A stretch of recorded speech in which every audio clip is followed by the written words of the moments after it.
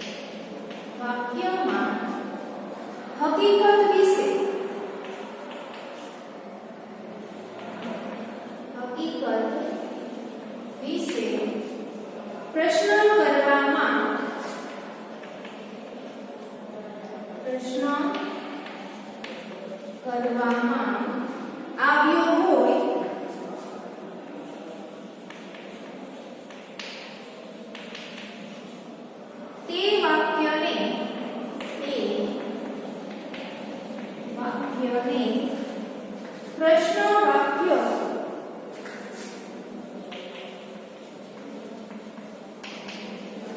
કહે છે. હવે પ્રશ્ન વાક્યમાં શું કહ્યું છે કે સમજૂતીમાં આપણે કીધું છે કે જે વાક્યમાં હકીકત વિશે પ્રશ્ન કરવામાં આવ્યો હોય તે વાક્યને પ્રશ્ન વાક્ય કહે છે. હવે આગળ છે એ સમજૂતી જોઈએ તો પ્રશ્ન વાક્યના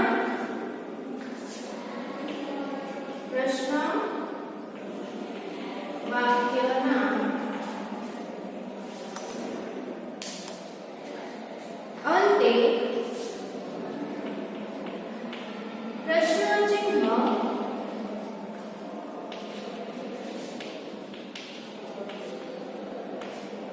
મૂકવામાં આવે છે.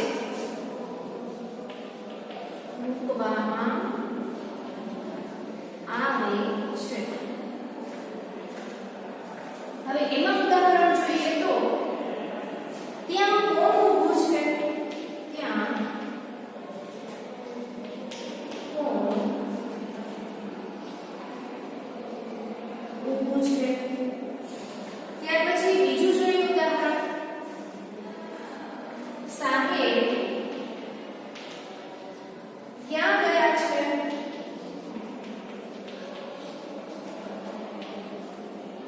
ત્યાર પછી જોઈએ પ્રથમ ઇનામ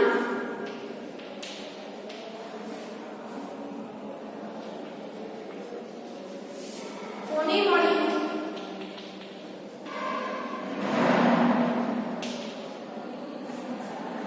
ત્યાર પછીનું ઉદાહરણ તમે ગીતા ક્યારે વાંચો છો?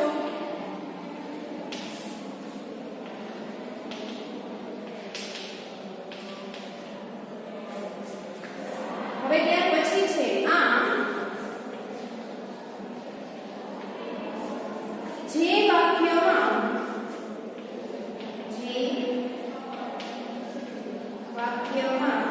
હકીકત વિશે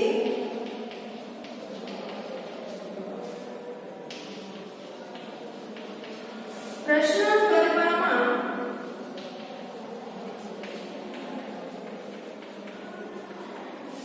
આવ્યો હોય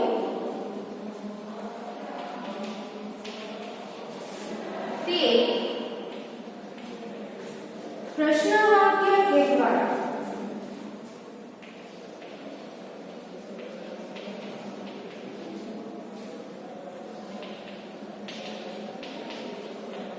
તેમાં કોણ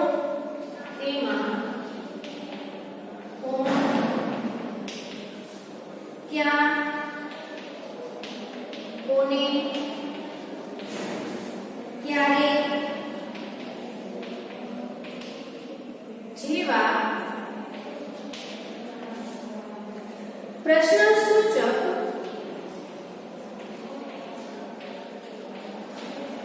શબ્દોનો ઉપયોગ કરીને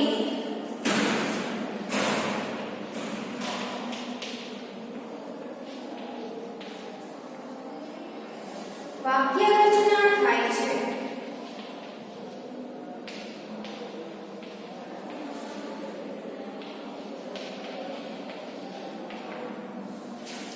હવે આટલી સમજૂતી મેળવ્યા પછી આપણે આગળની જે સમજૂતી છે એ મેળવીએ. તો જે પ્રશ્ન વાક્ય છે એમાં શું કહેવામાં આવ્યું છે કે જે વાક્યમાં હકીકત વિશે પ્રશ્ન કરવામાં આવ્યો હોય તે વાક્યને પ્રશ્ન વાક્ય કહે છે. પ્રશ્ન વાક્યના અંતે પ્રશ્ન ચિહ્ન મૂકવામાં આવે છે. હવે એના ઉદાહરણ જોઈએ તો ત્યાં કોણ ઊભું છે? સાહેબ ક્યાં ગયા છે? પ્રથમ ઇનામ કોને મળ્યું?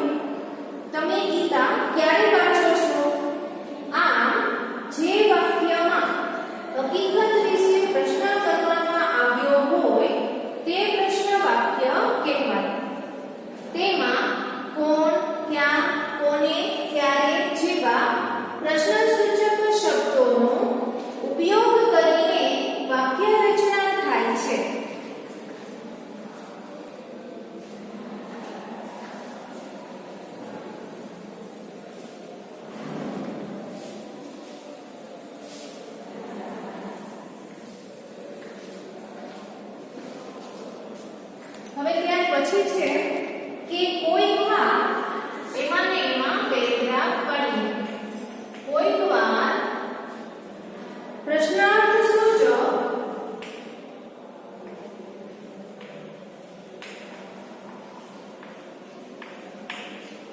શબ્દો વાપર્યા વિના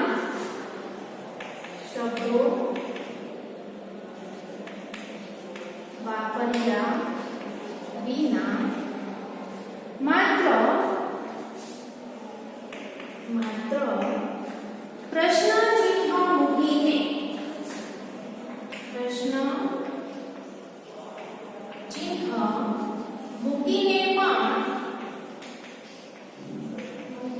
પણ પ્રશ્ન વાક્ય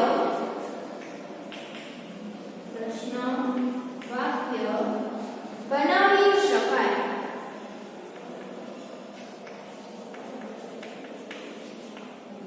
હવે એમાં આપણે જોઈએ તો જેમ કે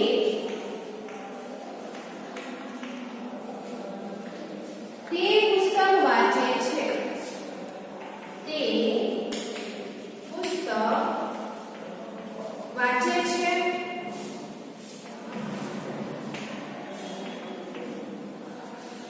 ત્યાર પછી તમે આજે આવ્યા,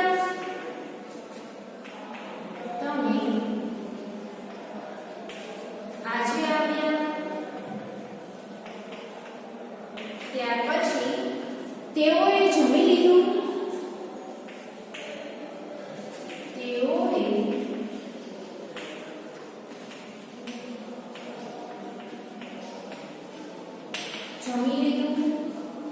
આજે રવિવાર છે,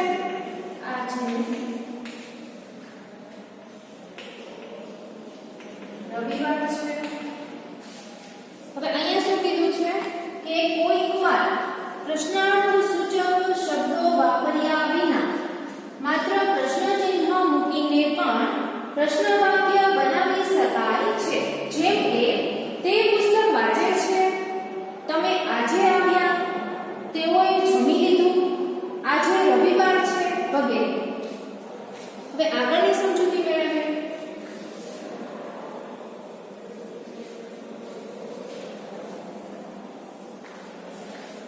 જેમાં છે ઉદ્ગાર વાક્ય.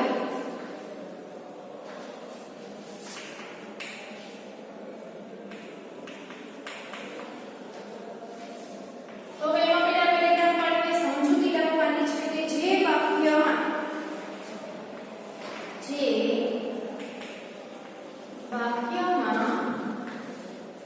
આશ્ચર્ય,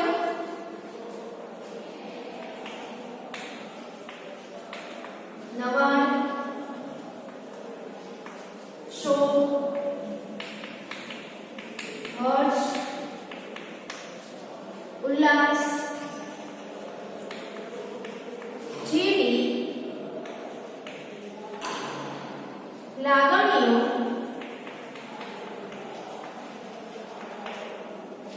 પ્રગટ થતી હોય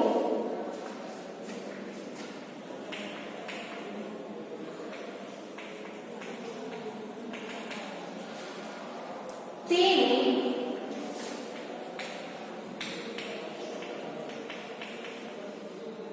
ઉદ્ગાર વાક્ય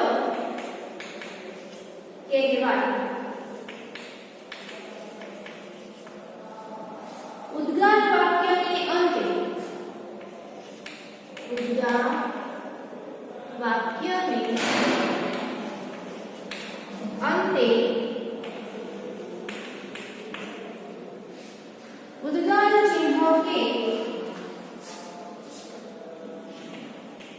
ઉદ્ગાર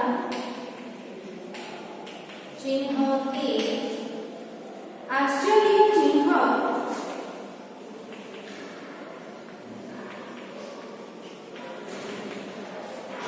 મૂકવામાં આવે છે.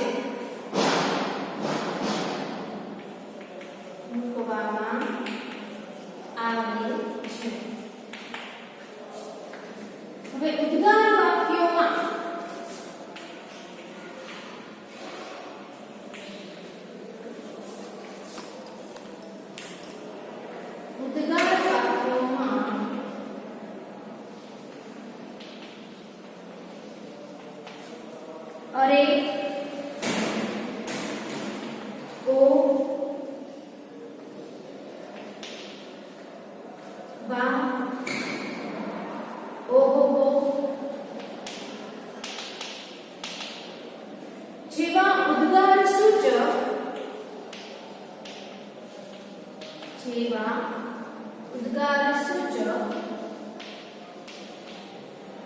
શબ્દોનો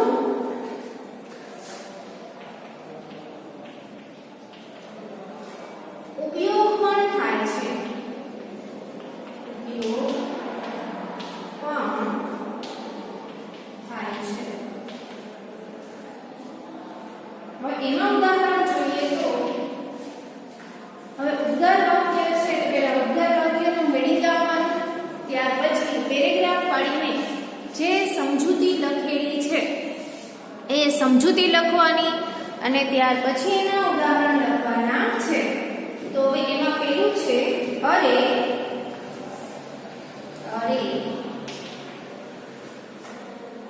ધ્યાન રાખીને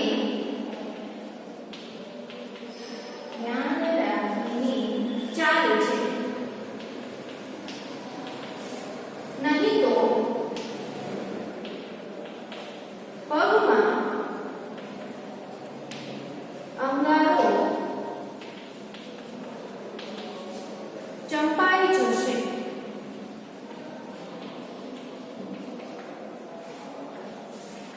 ત્યાર પછી વાહ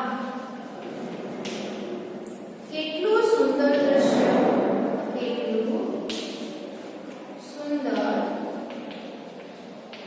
દ્રશ્ય. ત્યાર પછી છે અરે તમે આવી ગયા.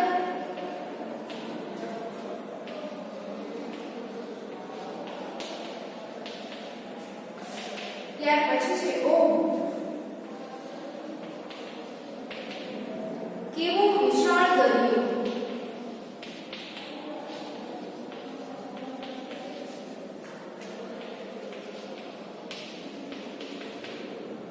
અને ત્યાર પછીનું ઉદાહરણ છે ખરેખર કેવી ભયંકર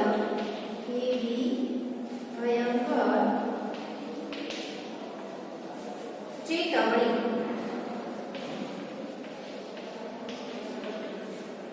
ફરીવાર સમજૂતી અને ઉદાહરણ જોઈ લઈએ કે જેમાં ઉદ્ગાર વાક્ય તો પેરેગ્રાફ પાડીને સમજૂતી લખવાની, ત્યાર પછી એના ઉદાહરણ છે એ લખવાના. જે વાક્યમાં આશ્ચર્ય, નવાઈ, શોક, હર્ષ, ઉલ્લાસ જેવી લાગણીઓ પ્રગટ થતી હોય તેને ઉદ્ગાર વાક્ય કહેવાય. ફરીવાર જે વાક્યમાં આશ્ચર્ય, નવાઈ, શોક, હર્ષ, ઉલ્લાસ જેવી લાગણીઓ પ્રગટ થતી હોય તેને ઉદ્ગાર વાક્ય કહેવાય. ઉદ્ગાર વાક્યના અંતે ઉદ્ગાર ચિહ્ન કે આશ્ચર્ય ચિહ્ન મૂકવામાં આવે છે. ઉદ્ગાર વાક્યોમાં અરે, ઓ, વાહ, ઓહોહો જેવા ઉદ્ગાર સૂચક શબ્દોનો ઉપયોગ પણ થાય છે. હવે આ હતી સમજૂતી. ત્યાર પછી એના જે ઉદાહરણ છે એ જોઈએ તો અરે ધ્યાન રાખીને ચાલે છે, નહીં તો પગમાં અંગારો ચંપાઈ જશે. વાહ કેટલું સુંદર દ્રશ્ય. અરે તમે આવી ગયા. ઓહો કેવો વિશાળ દરિયો. ખરેખર કેવી ભયંકર ચેતવણી. ફરીવાર જોઈ લઈએ સમજૂતી. જે વાક્યમાં આશ્ચર્ય, નવાઈ, શોક, હર્ષ, ઉલ્લાસ જેવી લાગણીઓ પ્રગટ થતી હોય તેને ઉદ્ગાર વાક્ય કહેવાય. ઉદ્ગાર વાક્યના અંતે ઉદ્ગાર ચિહ્ન કે આશ્ચર્ય ચિહ્ન મૂકવામાં આવે છે. ઉદ્ગાર વાક્યોમાં અરે, ઓ, વાહ, ઓહો જેવા ઉદ્ગાર સૂચક શબ્દોનો ઉપયોગ પણ થાય છે. અરે ધ્યાન રાખીને ચાલે છે, નહીં તો પગમાં અંગારો ચંપાઈ જશે. વાહ કેટલું સુંદર દ્રશ્ય. અરે તમે આવી ગયા. ઓ કેવો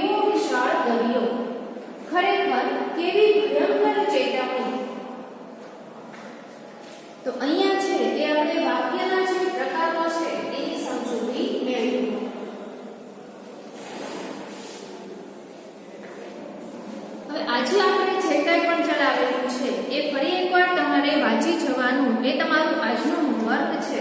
આજનો લેક્ચર છે આપણે અહીંયા પૂરો કરીએ છીએ.